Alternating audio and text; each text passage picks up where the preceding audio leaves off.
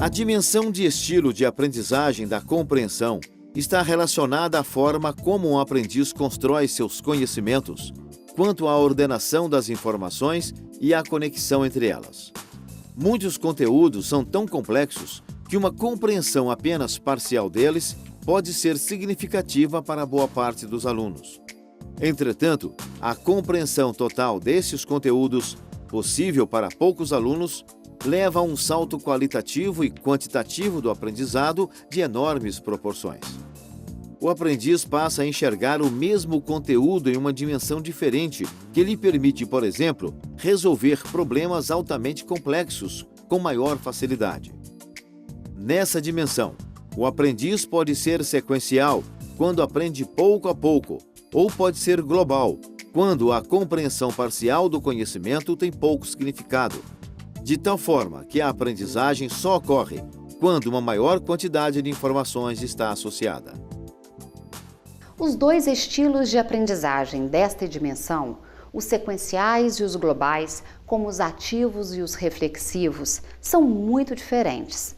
No entanto, as consequências de ter um estilo de compreensão de um tipo ou outro têm grande influência na vida do aluno em termos de aprendizagem e principalmente quanto aos resultados que ele alcança na rotina escolar.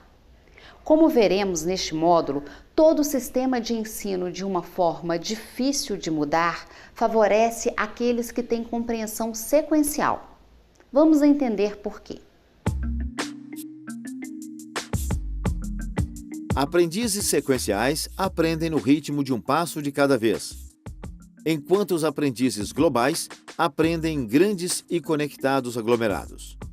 O aluno sequencial consegue avançar e se satisfazer aprendendo um pouco de cada vez, um detalhe depois do outro, conectando-os aos poucos. O global, ao contrário, somente depois que todas as informações que compõem um dado conhecimento forem exploradas e trabalhadas, é que ele consegue conectá-las e compreender tanto o todo como as partes em uma espécie de salto holístico do conhecimento. Aprendizes sequenciais se satisfazem com a compreensão parcial do conteúdo. Os globais não. Aprendizes globais podem parecer lentos, podem se dar mal em provas e podem acabar desencorajados, desistindo se não entendem o conteúdo em tempo. Aprendizes globais podem resolver um problema verdadeiramente complexo instantaneamente e serem completamente incapazes de explicar como fizeram isso. Aprendizes sequenciais são bons em análises e raciocínios convergentes, enquanto os aprendizes globais, frequentemente, são os melhores sintetizadores e mais criativos como pesquisadores. A maior parte dos estudantes e professores, dos currículos adotados no ensino, dos livros-textos usados no ensino e dos métodos de ensino mais empregados são sequenciais, com sérias consequências para os aprendizes globais. É por isso que os aprendizes mais globais tendem a ser frequentemente infelizes na escola.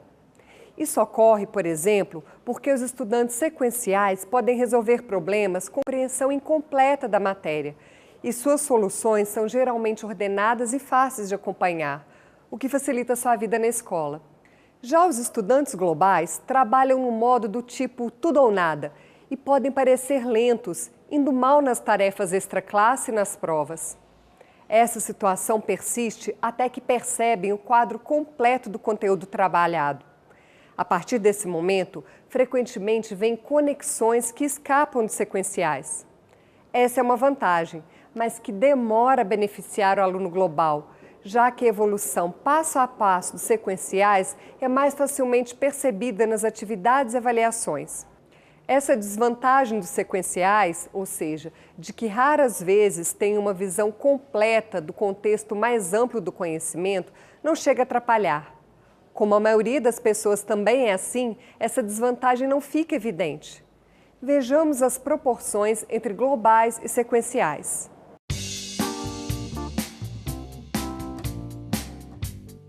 75% dos alunos de graduação em engenharia, entre os 260 pesquisados, se mostraram na pesquisa como sequenciais.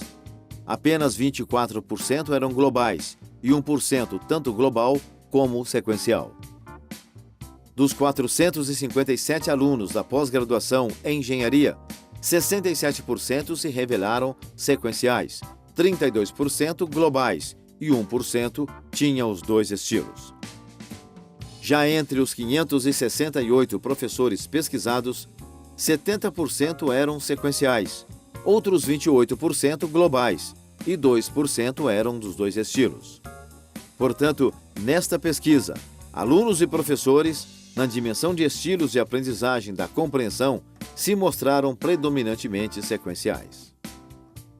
Os estudantes globais sofrem os mesmos dramas das minorias políticas, culturais ou sociais. Têm de viver sob as regras da maioria. Uma maioria que a tudo compreende melhor sequencialmente. Imagine como isso é difícil. O maior problema deles é que, antes que possam dominar os detalhes da matéria estudada, têm de entender como esta matéria se relaciona com o seu conhecimento e suas experiências prévias. E como somente poucos professores conseguem providenciar rotineiramente esse tipo de perspectiva ampla para o conteúdo de suas disciplinas, muitos estudantes globais, potenciais pesquisadores excepcionais, acabam caindo pelo caminho. Seus processos mentais não lhes permitem acompanhar o passo sequencial dos conteúdos e das disciplinas. Vejamos com o professor Per como essa situação pode ser minimizada. Para os estudantes sequenciais, que é a maioria, a apresentação sequencial de matéria é recomendada. Seja, por exemplo, as famosas leis dos gases. A estratégia sequencial é apresentar primeiro a lei de Boyle sobre um gás contido num cilindro com pistão. Se a temperatura e a massa do gás for mantida constante, o volume é inversamente proporcional à pressão exercida sobre o pistão. Esta, então, é a equação número 1, ou seja, o volume é proporcional a 1 sobre P, ao inverso da pressão. Isso é conhecido como a lei de Boyle. Em seguida, se mantermos a pressão e a massa constantes, o volume será diretamente proporcional à temperatura absoluta na escala Kelvin. Esta é a equação da lei número 2, que o volume é diretamente proporcional à temperatura. É conhecido como a lei de Charles. A seguir, mostrar que se mantermos a pressão e a temperatura constante, o volume será diretamente proporcional ao número de moléculas, ou seja, a massa, que é mostrado por essa equação número 3, ou seja, o volume é proporcional ao número de mols. Em seguida, juntar as leis e chegar à lei geral PV igual a nRT, que é a lei número 4, cuja expressão está aqui, ó, PV igual a nRT, que é conhecido como a lei dos gases perfeitos. Para o estudante global, o melhor é usar diagramas, desenhos do sistema e começar pela lei geral, ou seja, PV igual a nRT, e fazer os estudantes chegar às outras leis e, partindo destas, a lei global, ou seja, a lei geral. Além disso, nós podemos usar mapas conceituais e fluxogramas que fornecem uma visão global da matéria lecionada.